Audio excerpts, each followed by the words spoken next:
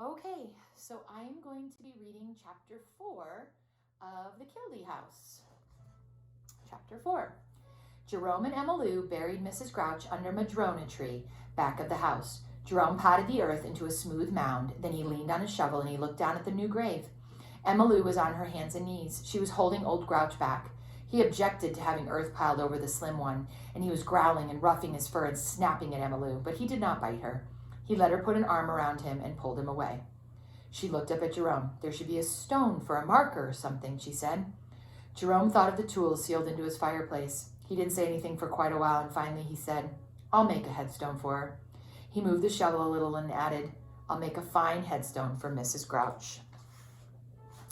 There's a picture of them burying Mrs. Grouch.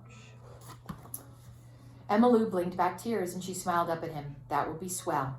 She jumped to her feet, lifting old Grouch up in her arms. He did not try to get away. His head pushed against her, and he nestled down. And from now on, we'll have to take care of her babies. The 4 youngsters were seated in a row on the doorstone. They were watching Jerome and Emma Lou. As they neared the cabin, old Grouch started growling at the children. They heard his growls and ducked for their box in the corner. Papa and Mama were seated in the center of the table. They had sampled the shortcake. Their teeth marks showed all around the edge of the upper layer. The shortcake did not matter now. Emma Lou put old Grouch down. She picked up Papa and Mama and set them on the floor, and for once they did not scare old Grouch. They walked out through the door quietly, their plumes elevated. Jerome stood looking at the shortcake. It was soggy and slumped down on the plate. He set it on the floor, and the little raccoons gathered around it. Old Grouch sat by the stove watching them, but he did not go near the cake. It was the first time Jerome had ever seen him refuse food. Emma Lou said after a long silence, Ben says animals know. He says they can smell death. Jerome nodded. Of course old Grouch knew that tragedy had struck. He knew the slender one would not come back to her nest. Why are boys so hateful? Emma Lou asked. Jerome considered the question carefully. He had never given boys much thought, but now he remembered how he used to hunt squirrels and rabbits. He remembered one time when he had sicked his dog on the neighbor's cat. He shook his head and looked uncomfortable. Guess they aren't all that way, he said, but he didn't make it sound very convincing. They are, but Donald Roger Cabot is the worst. He's stuck up and mean. Emma Lou's chin was up, and her eyes were snapping. Jerome remembered the threat she had made. He began to worry. Best forget about it, he said. I guess the boy didn't quite realize what he was doing. He thought he was chasing a wild raccoon. That dog of his needs shooting, Emma Lou said. Jerome had to hide a smile. The smile started suddenly as he remembered the startled look that had come over the face of the Doberman when Emma Lou's marble hit him on the rump. The dog looked like a friendly sort. It was the boy's fault, of course, but he could not feel much sympathy for Strongheart. The name made him want to smile, too. It didn't seem to fit him very well. Jerome knew his anger was being tempered by worry over what Emma Lou would do to the Doberman and to Donald Roger. He was sure their next meeting would bring real trouble. He had to get her mind off of them until she cooled a bit. What shall we put on the headstone, he asked. Can you carve a raccoon on the top, she asked. Jerome thought of the hundreds of lambs he had carved, of the angels and the cherubs, and he nodded. I could do a nice one, he said. We'll have to figure out what to say on the stone. Emma Lou puckered her eyebrows. We can't say Mrs. Grouch. We can't call her that. She was sweet and gentle. No, Jerome agreed. I usually put on rest in peace. That can go at the bottom. Emma Lou's face brightened. I need a pencil and some paper. Jerome got to his feet and he pulled a button and a drawer popped open. Have to keep the pencils in with the knives and forks to keep the pack rat from getting them, he explained. He took out a pencil and then he got a sheet of paper from his stand.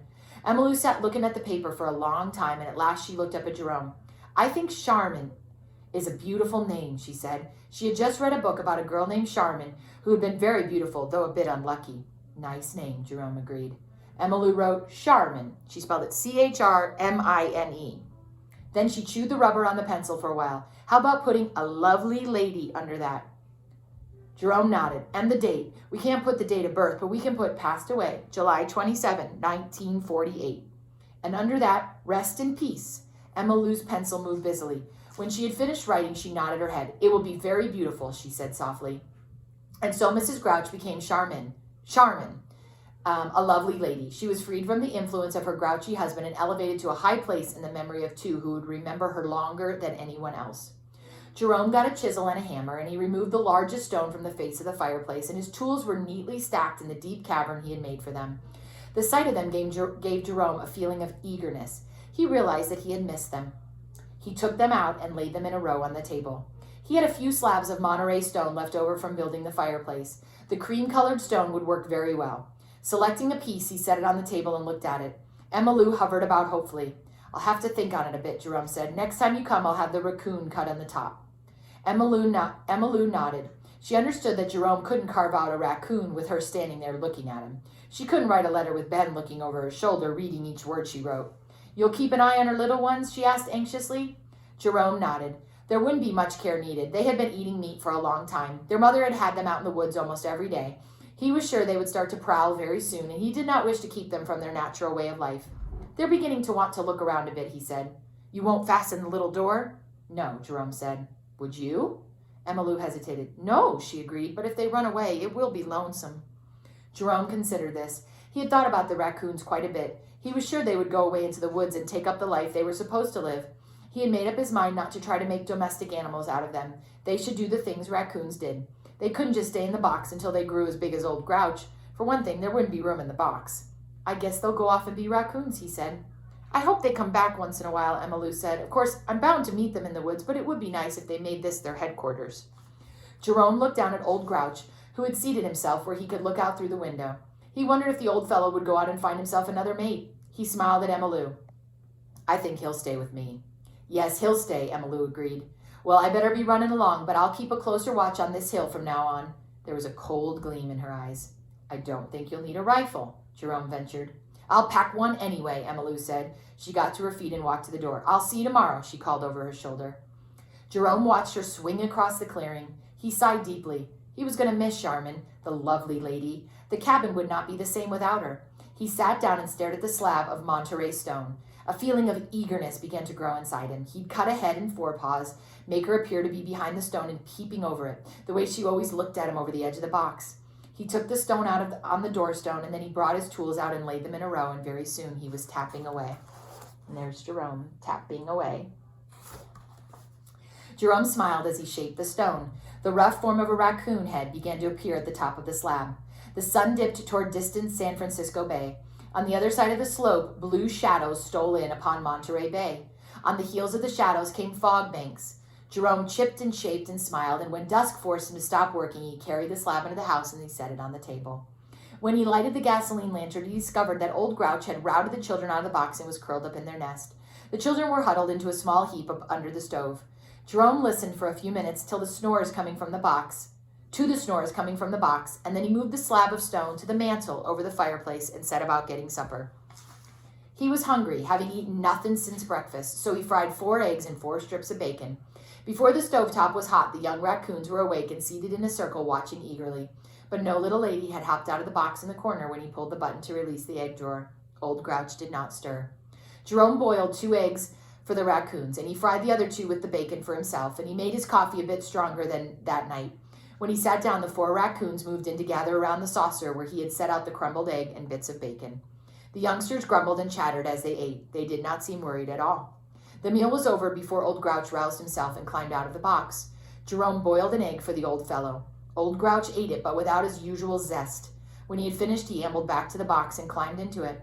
Curling up, he hid his nose in the furry brush and went to sleep. The children played about for a while. Jerome watched them as they romped. The largest of them was a fine fellow with extra large patches around his eyes. For some time he had been challenging his mother's authority and paying little heed to her advice. The smallest raccoon was a trim little miss, hardly half as big as the sleek one. She had been a trial to her mother and had been punished more than any of the others. She was always teasing the others and getting nipped for it and then wailing loudly. Her mother had worked out a plan for punishing her. She would leave the run in the box when she took the family down to the spring for a romp just before dark. Jerome wondered what trouble her new freedom would get her into. Suddenly the sleek one started toward the little door, and the others marched after him, with Runt bringing up the rear. They marched out through the little door one at a time. Runt paused to peep around the little door before she ran after the others. Jerome had an idea they were going out to look for their mother. He washed the few dishes he had used, and when the table was cleared, he set the stone slab on it so the light struck it just right. Sitting back, he looked at his work. He had a feeling this would be his finest piece of work. Certainly it was the first piece thought out and created all by himself. Back in the shop, he had always made things people wanted, things other stonecutters had made before him. True, he had always given the faces of the angels and of the cherubs an expression he liked, but he had been carving designs his grandfather and then his father had carved.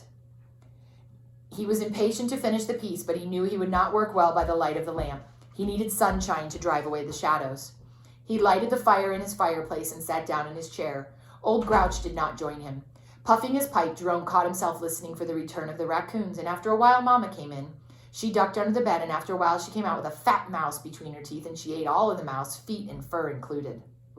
When she'd finished her meal, she washed her face and slicked her fur, giving careful attention to her long tail. Then she frisked about, doing stunts for Jerome. After playing for a while, she left. Papa appeared within a few minutes, and he too ducked under the bed, but he did not come out with a mouse. When he did come out, he perched close to Jerome's feet and looked up at him eagerly. "No luck?" Jerome asked. Papa chirred impatiently. Jerome got up and opened the cupboard, and he set out milk and a slice of Spam. Papa went at it eagerly. Jerome glanced at the box in the corner. Old Grouch must be feeling very low not to be interested in the opening of the can of Spam. It was the first time Jerome had been able to open a can of meat without having Old Grouch at his feet demanding a portion. Jerome smoked thoughtfully. The house was very still. Papa finished his meal and went outside to hunt for crickets. The 4 young raccoons did not come back. Jerome sighed. He knew he was sitting up waiting for them. Slowly the fire burned down until only a glow of light spread from it, not enough to reveal the red tracings in the face of the fireplace. And that is the end of chapter 4 of Kildee House.